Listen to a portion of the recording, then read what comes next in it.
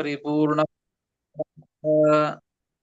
ನಾರಾಯಣಾಯ ಪರಿಪೂರ್ಣಗುಣಾರ್ಣವಾಯ ಶೋದಯ ಸ್ಥಿತಿಲಯೋನ್ನಿಯತಿಪ್ರದಾಯ ವಿಶ್ವೋದಯಸ್ಥಿತಿಲಯೋನ್ನಿಯತಿಪ್ರದಾಯ ಜ್ಞಾನಪ್ರದಾಯ ವಿಬುಧಾಸುರಸೌಖ್ಯದುಃಖ ಜ್ಞಾನಪ್ರದಾಯ ವಿಬುಧಾಸುರಸೌಖ್ಯದುಃಖ ಸತ್ಕಾರಣಾಯ ವಿತತಾಯ ನಮೋ ನಮಸ್ತೆ ಸತ್ಕಾರಣಾಯ ವಿತತಾಯ ನಮೋ ನಮಸ್ತೆ ಅಶೇಷವಾಗ್ಜಾಡ್ಯಮಲಾಪಹಂತ್ರೀ ಅಶೇಷವಾಗ್ಜಾಡ್ಯಮಲಾಪಹಂತ್ರೀ ನವಂ ನವಂ ಸ್ಪಷ್ಟಸುವಾಕ್ಪ್ರದಾಯಿನಿ ನವಂ ನವಂ ಸ್ಪಷ್ಟಸುವಾಕ್ಪ್ರದಾಯಿನಿ ಮಮೇಹ ಜಿಹ್ವಾಗ್ರಸುರಂಗನರ್ತಕೀ ಮಮೇಹ ಜಿಹ್ವಾಗ್ರಸುರಂಗನರ್ತಕೀ ಪ್ರಸನ್ನಾವದನೆ ಚ ಮೇ ಶ್ರೀಃ ಭವಪ್ರಸನ್ನಾ ವದನೆ ಚ ಮೇ ಶ್ರೀಃ ಅಭ್ರಮಂ ಭಂಗರಹಿತಂ ಅಜಡಂ ವಿಮಲಂ ಸದಾ ಅಭ್ರಮಂ ಭಂಗರಹಿತಂ ಅಜಡಂ ವಿಮಲಂ ಸದಾ ಆನಂದತೀರ್ಥಮತುಲಂ ಭಜೆ ತಾಪತ್ರಯಾಪಹಂ ಆನಂದತೀರ್ಥಮತುಲಂ ಭಜೆ ತಾಪತ್ರಯಾಪಹಂ ಯಸ್ಯ ವಾಕ್ಕಾಮಧೇನುರ್ನಃ ಕಾಮಿತಾರ್ಥಂ ಪ್ರಯಚ್ಛತಿ ಯಸ್ಯ ವಾಕ್ಕಾಮಧೇನುರ್ನಃ ಕಾಮಿತಾರ್ಥಾನ್ ಪ್ರಯಚ್ಛತಿ ವೇತಂ ಜಯ ಯೋಗೀಂದ್ರಂ ಕಾಮಬಾಣಚ್ಚಿದಂ ಸದಾ ಸೇವೇತಂ ಜಯ ಯೋಗೀಂದ್ರಂ ಕಾಮಬಾಣಚ್ಛಿದಂ ಸದಾ ಪೂಜ್ಯಾಯ ರಾಘವೇಂದ್ರಾಯ ಸತ್ಯಧರ್ಮರತಾಯ ಚ ಪೂಜ್ಯಾಯ ರಾಘವೇಂದ್ರಾಯ ಸತ್ಯಧರ್ಮರತಾಯ ಚ ಯತಾಂ ಕಲ್ಪವೃಕ್ಷಾಯ ನಮತಾಂ ಕಾಮಧೇನವೇ ಭಜತಾಂ ಕಲ್ಪವೃಕ್ಷಾಯ ನಮತಾಂ ಕಾಮಧೇನವೇ ಸತ್ಯಾಭಿಘ್ನಕರಾಬ್ಜೋತ್ಥಾನ್ ಪಂಚಾಶದ್ವರ್ಷಪೂಜಕಾನ್ ಸತ್ಯಾಭಿಘ್ನಕರಾಬ್ಜೋತ್ಥಾನ್ ಪಂಚಾಶದ್ವರ್ಷಪೂಜಕಾನ್ ಪ್ರಮೋದತೀರ್ಥಾರ್ಯಾನ್ ನೌಮಿನ್ಯಾಯ ಸುಧಾರತಾನ್ ಸತ್ಯಪ್ರಮೋದತೀರ್ಥಾರ್ಯಾನ್ ನೌಮಿನ್ಯಾಯ ಸುಧಾರತಾನ್ ಆಪಾದಮೌಲಿಪರ್ಯಂತಂ ಗುರುಣಾಂ ಆಕೃತಿಂ ಸ್ಮರೇತ್ ಆಪಾದಮೌಲಿಪರ್ಯಂತಂ ಗುರುಣಾಮಾಕೃತಿಂ ಸ್ಮರೇತ್ ಯೇನ ವಿಘ್ನಾಃ ಪ್ರಣಶ್ಯಂತಿ ಸಿದ್ಧ್ಯಂತಿ ಚ ಮನೋರಥಾಃ ತೇನ ವಿಘ್ನಾ ಪ್ರಣಶ್ಯಂತಿ ಸಿದ್ಧ್ಯಂತಿ ಚ ಮನೋರಥಾಃ ಶ್ರೀ ಗುರುಭ್ಯೋ ನಮಃ ಹರಿ ಓಂ. ಶ್ರೀ ಗುರುಭ್ಯೋ ನಮಃ ಹರಿ ಓಂ. ಶ್ರೀಮನ್ ಮಹಾಭಾರತ ತಾತ್ಪರ್ಯ ನಿರ್ಣಯದ ಮೊದಲನೇ ಅಧ್ಯಾಯ ಸರ್ವಶಾಸ್ತ್ರ ಅರ್ಥ ನಿರ್ಣಯ. ಈ ಅಧ್ಯಾಯದಲ್ಲಿ ಶ್ರೀಮದಾಚಾರ್ಯರು ವಿಷ್ಣು ಸರ್ವೋತ್ತಮತ್ವದ ವಿಷಯದೊಳಗೆ ವೇದವೂ ಕೂಡ ಪ್ರಮಾಣವಾಗಿ ಇದೆ, ವೇದವೂ ಕೂಡ ವಿಷ್ಣು ಸರ್ವೋತ್ತಮತ್ವವನ್ನು ಹೇಳೋದ್ರೊಳಗೇನೆ ಅದಕ್ಕೆ ಉದ್ದೇಶ ಇದ್ದದ್ದು, ತಾತ್ಪರ್ಯ ಇದ್ದದ್ದು ಅಂತ ಹೇಳಿ ಅವುಗಳನ್ನು ಉದಾಹರಣೆ ಮಾಡ್ತಾ ಇದ್ದದ್ದು. ಕೆಲವು ವೇದಗಳಿಂದ ಸ್ಪಷ್ಟವಾಗಿ ಭಗವಂತ ಉತ್ತಮ ಅಂತ ತಿಳಿಸಿಕೊಡುವಂತಹ ಅನೇಕ ವೇದಗಳು ಇವೆ. ಅನೇಕ ವೇದಗಳಲ್ಲಿ ಕೆಲವು ವೇದಗಳನ್ನ ಉದಾಹರಣೆ ಮಾಡಿದರು. ಅದೇ ರೀತಿಯಾಗಿ ಮತ್ತೆ ಭಗವಂತನ ಅಪರೋಕ್ಷ ಜ್ಞಾನದಿಂದಾಗಿ ಮೋಕ್ಷವಾಗ್ತದೆ ಅಂತ ಹೇಳುವಂತಹ ವೇದ ಮಂತ್ರಗಳು. ಅದರಿಂದ ಭಗವಂತನ ಅಪರೋಕ್ಷ ಜ್ಞಾನದಿಂದಾಗಿ ಮೋಕ್ಷ ಆಗ್ತದೆ ಅಂದ ಮೇಲೆ ಆ ಮೋಕ್ಷವನ್ನ ಹೊಂದಬೇಕಾದಂತಹದ್ದು ಕಾರಣ ಅಂದ್ರೆ ಭಗವಂತನ ಅಪರೋಕ್ಷ ಜ್ಞಾನ ಅಂದ್ರೆ ಭಗವಂತನ ಒಂದು ತತ್ವವನ್ನು ತಿಳಿದುಕೊಳ್ಳೋದು ಅಂತ ಅರ್ಥ.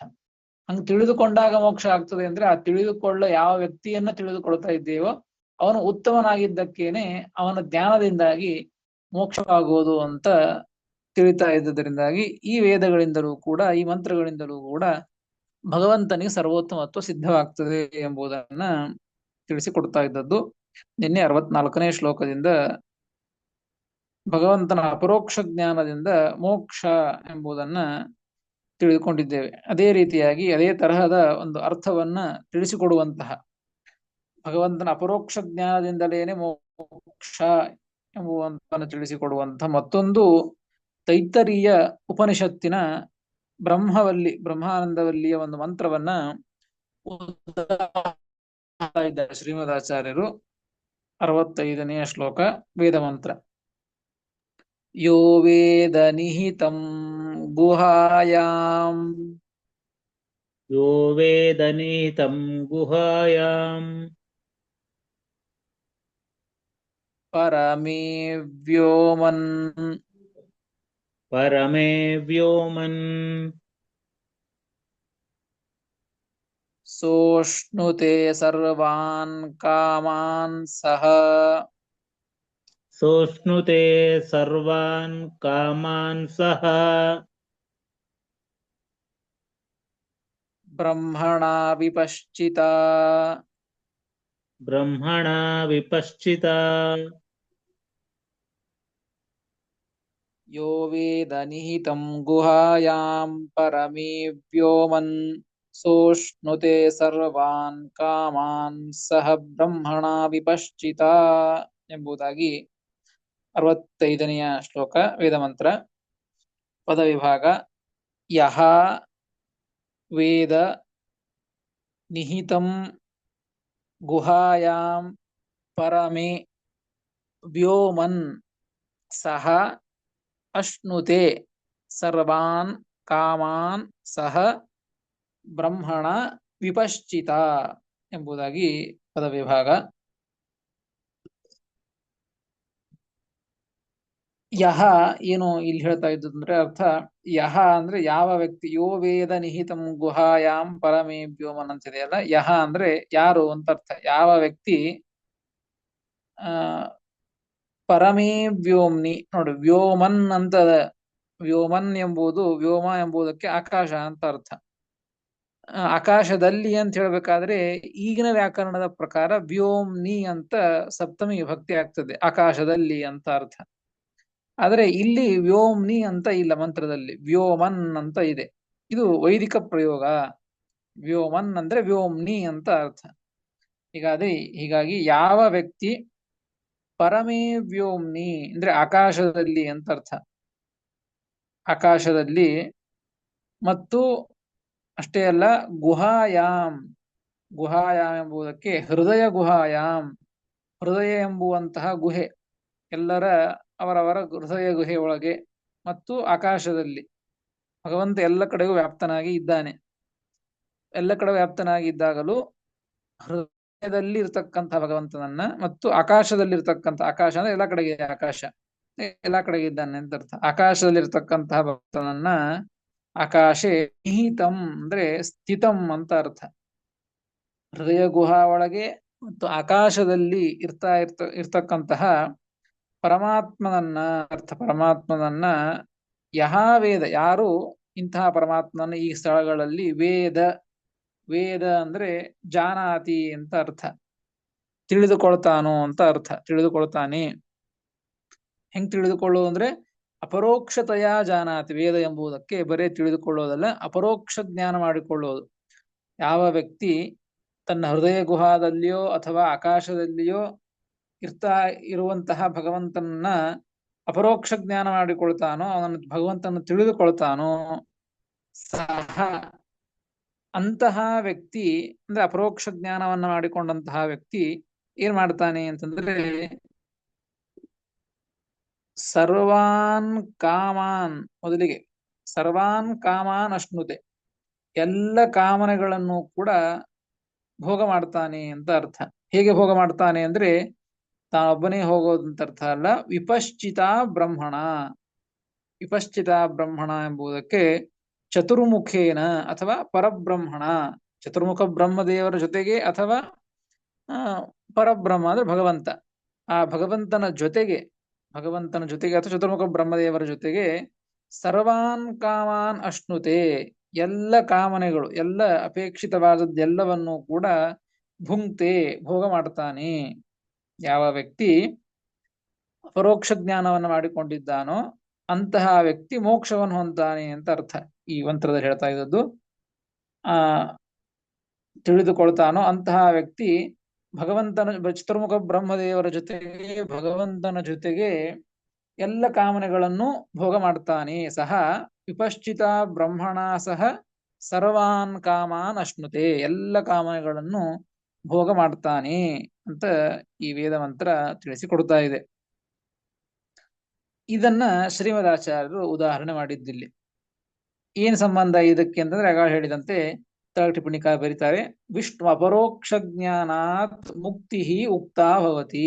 ಇದರಿಂದ ಏನ್ ಹೇಳದಂಗ ಆಗ್ತದೆ ಅಂದ್ರೆ, ಈ ಎರಡು ಮಂತ್ರಗಳಿಂದ ಶ್ರುತಿದ್ವಯೇ, ಹಿಂದಿನ ಮಂತ್ರ ಮತ್ತು 64, 65, ಈ ಎರಡು ಮಂತ್ರಗಳಿಂದ ಏನ್ ಹೇಳಿದಂತೆ ಅಂದ್ರೆ, ವಿಷ್ಣು ಅಪರೋಕ್ಷ ಜ್ಞಾನ, ಭಗವಂತನ ಅಪರೋಕ್ಷ ಜ್ಞಾನದಿಂದಾಗಿ ಮುಕ್ತಿಯಾಗ್ತದೆ ಅಂತ ಹೇಳಿದಂತೆ ಆಗ್ತದೆ.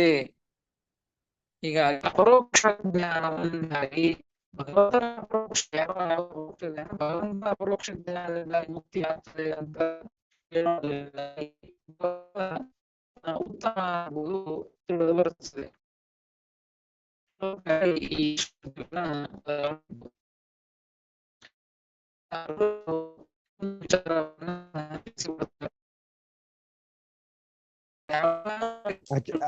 ಆಚಾರ್ಯ ತುಂಬಾ ಡಿಸ್ಟರ್ಬೆನ್ಸ್ ಇದೆ, ಕೇಳಿಸ್ತಾ ಇಲ್ಲ.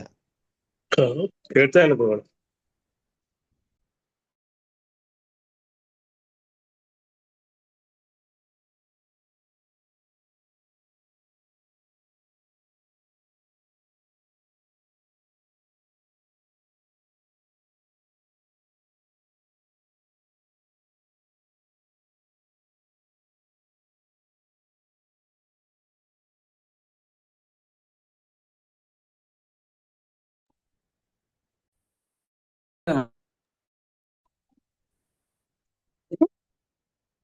ಇಲ್ಲ ಆಚಾರ್ಯ, ಇನ್ನ ಇಲ್ಲ, ಕ್ಲಿಯರ್ ಇಲ್ಲ.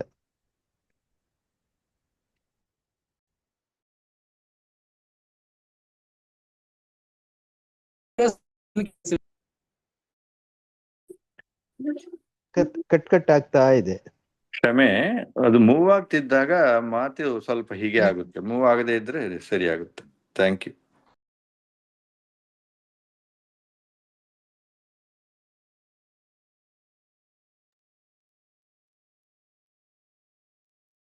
ನೋಡಿ, ಈ 65ನೆಯ ಮಂತ್ರದಿಂದ ತಿಳಿಸಿಕೊಟ್ಟದ್ದು ಹೃದಯ ಗುಹಾ ಒಳಗೆ ಮತ್ತು ಆಕಾಶದಲ್ಲಿ ಇರ್ತಕ್ಕಂತಹ ಭಗವಂತನನ್ನ ಯಾರು ತಿಳಿದುಕೊಳ್ತಾರೋ, ಅಪರೋಕ್ಷ ಜ್ಞಾನವನ್ನು ಯಾರು ಮಾಡಿಕೊಳ್ತಾರೋ ಅವರು ಚತುರ್ಮುಖ ಬ್ರಹ್ಮದೇವರ ಜೊತೆಗೆ ಮತ್ತು ಅಥವಾ ಭಗವಂತನ ಜೊತೆಗೆ ಮೋಕ್ಷವನ್ನು ಹೊಂದಿ ಎಲ್ಲ ಕಾಮನೆಗಳನ್ನು ಕೂಡ ಭೋಗ ಮಾಡ್ತಾನೆ ಅಂತ ಈ ಮಂತ್ರದಿಂದ ತಿಳಿಸಿಕೊಟ್ರು.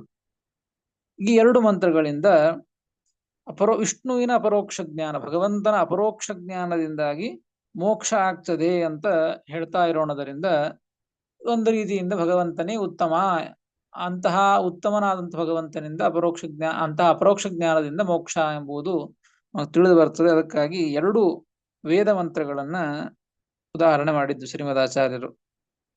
ಇಲ್ಲಿ ಟಿಪ್ಪಣಿಕಾರರು ಮತ್ತೊಂದು ವಿಷಯವನ್ನ ಇದಕ್ಕೆ ಸಂಬಂಧಪಟ್ಟಂತೆ ತಿಳಿಸಿಕೊಡ್ತಾರೆ. ತೈತ್ತರೀಯ ಭೃಗುವಲ್ಲಿಯಲ್ಲಿ ಬರುವಂತಹ ಒಂದು ವಚನವನ್ನ ತಿಳಿಸಿಕೊಡ್ತಾರೆ. ಮಧ್ಯೆ ವಯಸಿ ಚೇತ್ ಸಿದ್ಧೋ ಮುಕ್ತೋ ಮಧ್ಯಂ ಪ್ರಪಶ್ಯತಿ, ವಾರ್ಧಕ್ಯೇ ಚೇತ್ ದ್ವಿಜಾನಾತಿ ಮುಕ್ತಃ ಪಾದೌ ಪ್ರಪಶ್ಯತಿ, ತೇಜೋಮಂಡಲಮೇವಾನ್ಯತ್ ಅಂಗಂ ವಿಷ್ಣು ಪ್ರಪಶ್ಯತಿ, ಪೂರ್ವೇ ವಯಸ್ಸಿ ಬೋದ್ಧವ್ಯಂ ಆಮುಖ ಸರ್ವದೃಷ್ಟಯೇ. ಏನಂದ್ರೆ, ಈ ಎರಡು ಶ್ಲೋಕಗಳಲ್ಲಿ ಭಗವಂತನ ಅಪರೋಕ್ಷ ಜ್ಞಾನದಿಂದ ಮೋಕ್ಷ, ಅಲ್ಲಿ ಭೋಗವನ್ನ ಮಾಡ್ತಾನೆ ಅಂತ ಹೇಳಿದ್ದು. ಭಗವಂತನ ಅಪರೋಕ್ಷ ಜ್ಞಾನ ಅಂದ್ರೆ ಪ್ರತ್ಯಕ್ಷವಾಗಿ ಭಗವಂತನನ್ನ ನೋಡೋದು ಕಣ್ಣಿಂದ.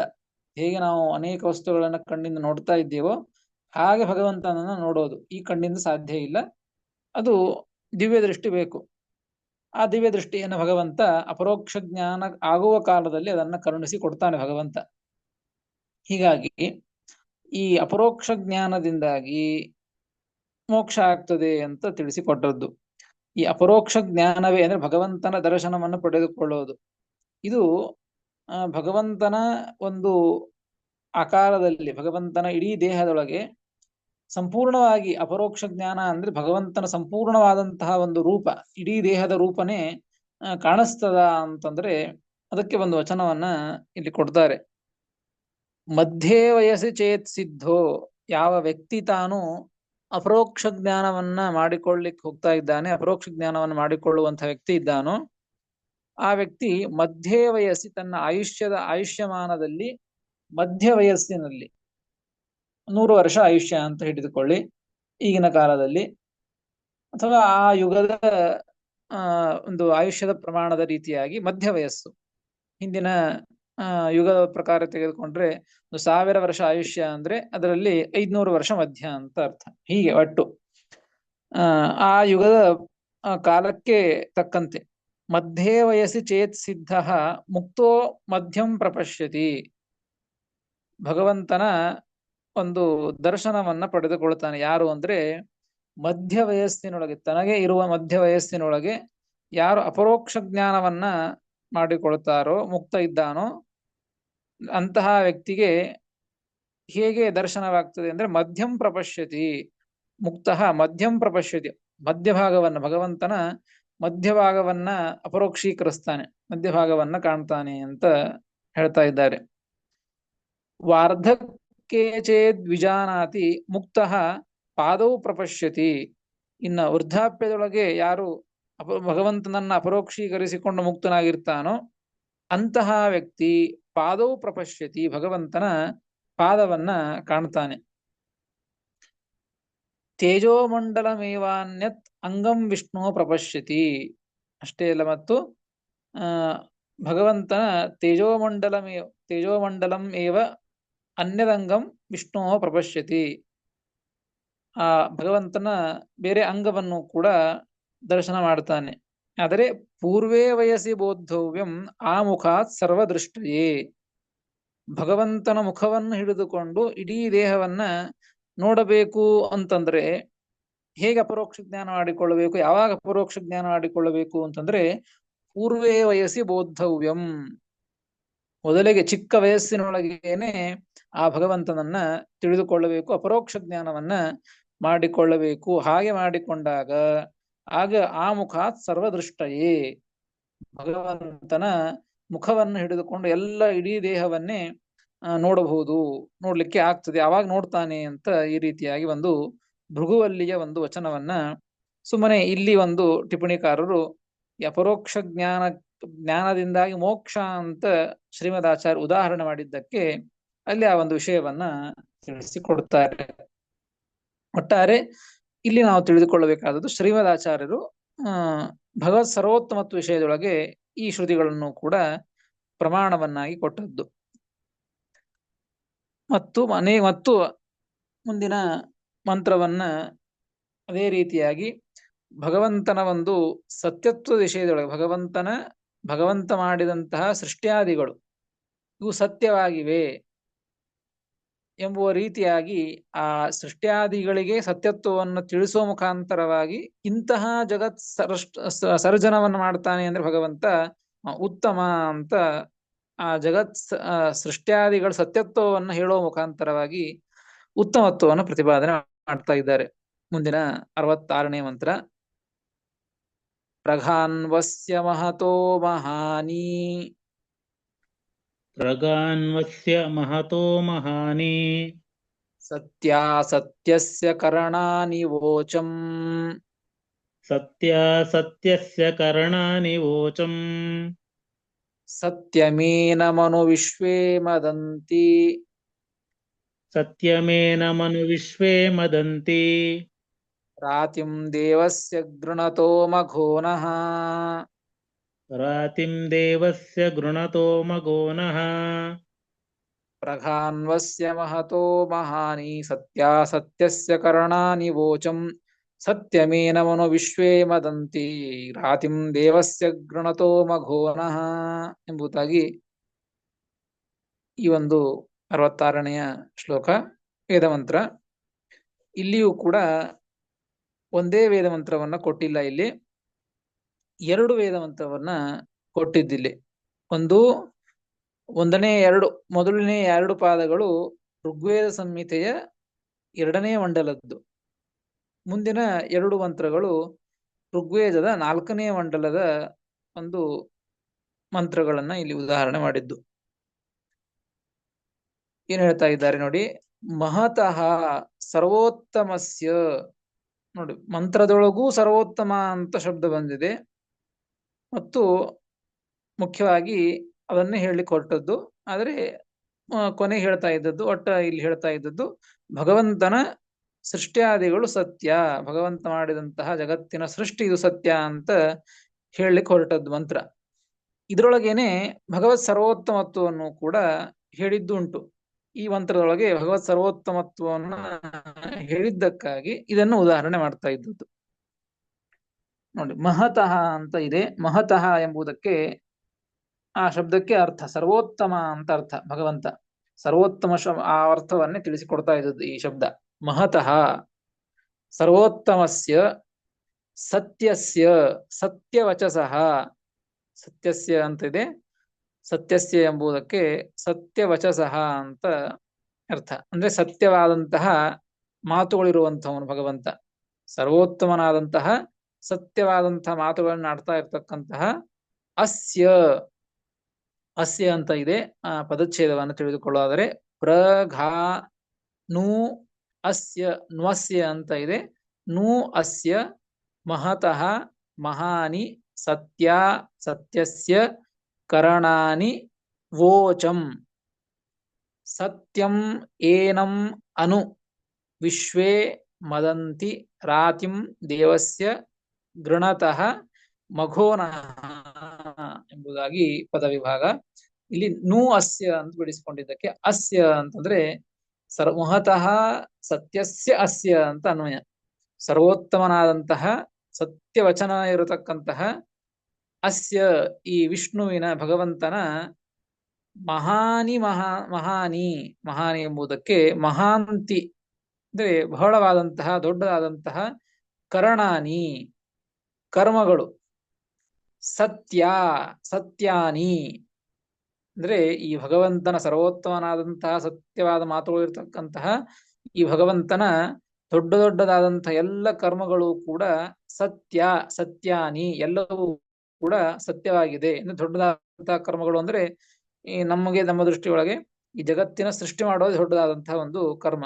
ಇದ್ರೊಳಗೆ ಇರ್ತಕ್ಕಂಥ ಕರ್ಮಗಳು ನಮ್ಮ ದೃಷ್ಟಿಯೊಳಗೆ ದೊಡ್ಡವೇ. ಹೀಗಾಗಿ ಭಗವಂತನಿಗೆ ಯಾವುದು ಕೂಡ ಅದು ದೊಡ್ಡ ವಿಷಯ ಅಲ್ಲ. ಅನ್ಯ ಜೀವರ ವಿಷಯದೊಳಗೆ ಎಲ್ಲವೂ ಕೂಡ ಮಹತ್ತರವಾದದ್ದು. ಹೀಗಾಗಿ ಅದಕ್ಕಾಗಿ ಮಹಾನಿ ಅಂತ ವೇದವಂತ ತಿಳಿಸಿಕೊಡ್ತಾ ಇದ್ದದ್ದು. ಮಹಾಂತಿ ಕರ್ಣಾನಿ ದೊಡ್ಡದಾದಂತಹ ಕರ್ಮಗಳನ್ನ ಏನು ಭಗವಂತ ಮಾಡ್ತಾನಲ್ಲ ಎಲ್ಲವೂ ಕೂಡ ಸತ್ಯಾನಿ ಸತ್ಯವಾದದ್ದು. ನು ಇದಾನೀಂ ಪ್ರಾವೋಚಂ ಘ. ನೋಡಿ, ಇಲ್ಲಿ ನು ಎಂಬುದಕ್ಕೆ ಇದಾನೀಂ ಅಂತ ಅರ್ಥ. ಇಂತಹ ಸತ್ಯನಾದಂತಹ ಭಗವಂತನ ಎಲ್ಲ ಉತ್ತಮ ಭಗವಂತನ ಕರ್ಮಗಳು ಅವು ಸತ್ಯವಾಗಿವೆ. ಅಂತಹ ಕರ್ಮಗಳನ್ನ ಹೇಳಲೇಬೇಕು ಅಂತ ವೇದವಂತ ತಿಳಿಸಿಕೊಡ್ತಾ ಇದೆ. ನೋಡಿ, ಇಲ್ಲಿ ನು ಎಂಬುದಕ್ಕೆ ಇದಾನೀಂ ಅಂತ ಅರ್ಥ, ಈಗ ಅಂತ ಅರ್ಥ. ಈಗ ಪ್ರಾವೋಚಂ ಘ, ಓಚಂ ಅಂತ ಕೊನೆಗಿದೆ. ಓಚಂ ಇದು ವೈದಿಕ ಪ್ರಯೋಗ. ಪ್ರವೋಚಂ ಪ್ರ ಅಂತ ಮೊದಲಿಗಿದ್ದದ್ದು. ಪ್ರವೋಚಂ ಘ ಅಂತ ಅನ್ವಯ ಮಾಡಿಕೊಳ್ಳಬೇಕು. ಪ್ರಾವೋಚಂ ಘ ಅಂದ್ರೆ ಪ್ರಾವೋಚಮೇವ. ಘ ಎಂಬುದಕ್ಕೆ ಏವ ಅಂತ ಅರ್ಥ, ಹೇಳಲೇಬೇಕು ಅಂತ ಅರ್ಥ. ಪ್ರಾವೋಚಂ ಘ. ಅವಧಾರಣೆ ಘಶಬ್ದ ಸ್ಯಾತ್ ಸಾರ ಮಾತ್ರಂತು ಸಾರಘಂ ಇತಿ ಶಬ್ದ ನಿರ್ಣಯೇ. ಈ ಒಂದು ವಿಷಯದಿಂದಾಗಿ ಘಕಾರ ಘ ಎಂಬುವಂತ ಶಬ್ದ ಇದು ಏವ ಎಂಬುವಂತ ಅರ್ಥದೊಳಗೆ ಇದ್ದದ್ದು. ಅದಕ್ಕಾಗಿ ಈ ರೀತಿಯಾಗಿ ಅರ್ಥವನ್ನ ಮಾಡಿಕೊಳ್ಳಬೇಕು ಅಂತ ತಿಳಿಸಿಕೊಡ್ತಾರೆ. ಹಾಗಾದ್ರೆ ಪ್ರಘಾನ್ವಸ್ಯ ಮಹತೋ ಮಹಾನಿ ಸತ್ಯಾಸತ್ಯಸ್ಯ ಕರಣಾನಿ ವೋಚಂ ಎಂಬುದಕ್ಕೆ ಏನರ್ಥ? ಸರ್ವೋತ್ತಮನಾದಂತಹ ಸತ್ಯವಾದಂತಹ ಮಾತುಗಳನ್ನ ಇರುವಂತಹ ಈ ಭಗವಂತನ ದೊಡ್ಡದಾದಂಥ ಎಲ್ಲ ಕರ್ಮಗಳು ಕೂಡ ಸತ್ಯವಾದದ್ದು, ಅಂತಹದ್ದನ್ನ ಈಗ ಹೇಳಲೇಬೇಕು ಅಂತ ಈ ರೀತಿಯಾಗಿ ವೇದ ಮಂತ್ರ.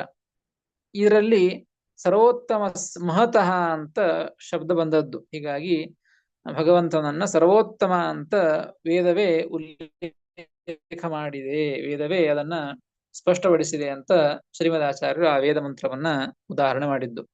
ಅದೇ ರೀತಿಯಾಗಿ ಸತ್ಯಮೇನ ಮನು ವಿಶ್ವೇ ಮದಂತಿ ರಾತಿಂ ದೇವಸ್ಯ ಗೃಣತೋ ಮಘೋನಃ ಅಂತ ಇದು ಋಗ್ವೇದ ಸಂಹಿತೆಯ 4ನೇ ಮಂಡಲದ ಒಂದು ಮಂತ್ರ. ಗೃಣತಃ ಸ್ತುವತಃ ದೇವಸ್ಯ ಮಘೋನಃ ಇಂದ್ರಸ್ಯ. ನೋಡಿ, ಇಲ್ಲಿ ಗೃಣತಃ ಅಂತ ಇದೆ. ಗೃಣತಃ ಎಂಬುದಕ್ಕೆ ಸ್ತುವತಃ ಅಂತ ಅರ್ಥ, ಸ್ತೋತ್ರ ಮಾಡ್ತಾ ಇರ್ತಕ್ಕಂತಹ. ಮಘೋನಃ ದೇವಸ್ಯ ಮಘೋನಃ, ದೇವನಾದಂತಹ ಇಂದ್ರದೇವರು, ಅಂದ್ರೆ ಇಂದ್ರದೇವರು ಅಂತ ಅರ್ಥ. ಆ ಇಂದ್ರದೇವರ ರಾತಿಂ ಅಂತ ಇದೆ. ಅಭೀಷ್ಟದಾತಾರಂ, ಆ ಇಂದ್ರದೇವರಿಗೆ ಭಗವಂತನ ಸ್ತೋತ್ರವನ್ನ ಮಾಡ್ತಾ ಇರುವಂತಹ ಇಂದ್ರದೇವರಿಗೆ ರಾತಿಂ ಅಭೀಷ್ಟದಾತಾರಂ, ಅಭೀಷ್ಟವನ್ನ ಕೊಡ್ತಾ ಇರ್ತಕ್ಕಂಥವನು ಭಗವಂತ. ಹೀಗಾಗಿ ಏನಂ ಅನು ವಿಶ್ವೇ ದೇವಾಹ ಮದಂತಿ ಅಂತ ಅರ್ಥ ಶಬ್ದ ಇದೆ. ಹರ್ಷಂ ಪ್ರಾಪ್ನುವಂತಿ ಇತ್ಯೇತತ್ ಸತ್ಯಂ.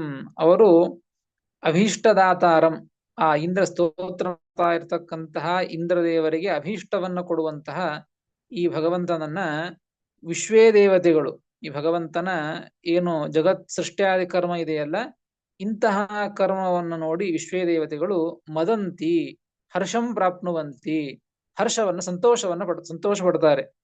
ಸತ್ಯ ಎಂಬುದಾಗಿ ಅದನ್ನ ಹೇಳುತ್ತಾರೆ ಆ ವಿಶ್ವೇ ದೇವತೆಗಳು ಕೂಡ. ಹೀಗಾಗಿ ಸತ್ಯಮಿತ್ತೇತತ್ ಏನಂ ಇತ್ಯಸ್ಯ ವಿಶೇಷಣಂ ವಾ ಅತ್ರ ವಿಷ್ಣುಕೃತ ಸರ್ಜನಾದೇಹಿ ಸತ್ಯತ್ವ ಮುಕ್ತಂ ಭವತಿ. ಬಟ್ ಇಲ್ಲಿ ಏನ್ ಹೇಳ್ತಾ ಇದ್ದಾರೆ ಅಂದಂಗಾಯ್ತು.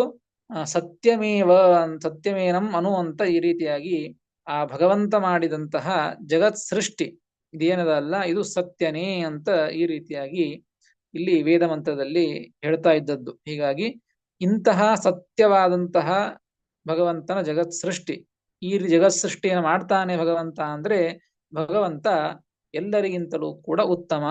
ಯಾಕೆ ಯಾರ ಕೈಲೂ ಆಗದೇ ಇರತಕ್ಕಂತಹ ಇಂತಹ ಒಂದು ದೊಡ್ಡದಾದಂತಹ ಜಗತ್ತಿನ ಸೃಷ್ಟಿಯನ್ನ ಮಾಡ್ತಾನೆ ಅಂದ್ರೆ ಭಗವಂತ ಉತ್ತಮ ಎಂಬುದು ಈ ಮಂತ್ರದಿಂದಲೂ ನಮಗೆ ತಿಳಿದು ಬರುತ್ತದೆ. ಅದಕ್ಕಾಗಿ ಇದು ಕೂಡ ಭಗವತ್ ಸರ್ವೋತ್ತಮತ್ವ ವಿಷಯದೊಳಗೆ ಪ್ರಮಾಣ ಎಂಬುದನ್ನ ಶ್ರೀಮದಾಚಾರ್ಯರು ತಿಳಿಸಿಕೊಡ್ತಾರೆ. ಇದೇ ರೀತಿಯಾಗಿ ಮತ್ತೆ ಇನ್ನು ಅನೇಕ ವೇದ ವಚನಗಳನ್ನ, ವೇದಗಳ ಪ್ರಮಾಣವನ್ನ ಕೊಡುವ ಮುಖಾಂತರವಾಗಿ ಆ ಒಂದು ವಿಷ್ಣು ಸರ್ವೋತ್ತಮತ್ವವನ್ನ ಪ್ರತಿಪಾದನೆ ಮಾಡ್ತಾರೆ. ಅದನ್ನೇ ತಿಳಿದುಕೊಳ್ಳುವುದು ಯಥಾರ್ಥವಾದಂತಹ ಜ್ಞಾನ. ಇನ್ನು ಎಲ್ಲವೂ ಕೂಡ ಅನ್ಯ ದೇವತೆಗಳಿಗೆ ತಿಳಿದುಕೊಳ್ಳುವ ಒಂದು ಸರ್ವೋತ್ತಮತ್ವ ಜ್ಞಾನ ಎಂಬುದು ಯಥಾರ್ಥವಾದಂತಹ ಜ್ಞಾನ, ಅದು ಮೋಹಕ ಶಾಸ್ತ್ರಗಳು ತಿಳಿಸುವಂತಹದ್ದು ಎಂಬುದನ್ನ ತಿಳಿಸಿಕೊಡ್ತಾರೆ. ಇದನ್ನು ಮತ್ತೆ ನಾಳೆ ತಿಳಿದುಕೊಳ್ಳೋಣ ಅಂತ ಹೇಳ್ತೇನೆ. ಶ್ರೀಕೃಷ್ಣಾರ್ಪಣಮಸ್ತು. ಹರೇ ನಮಃ.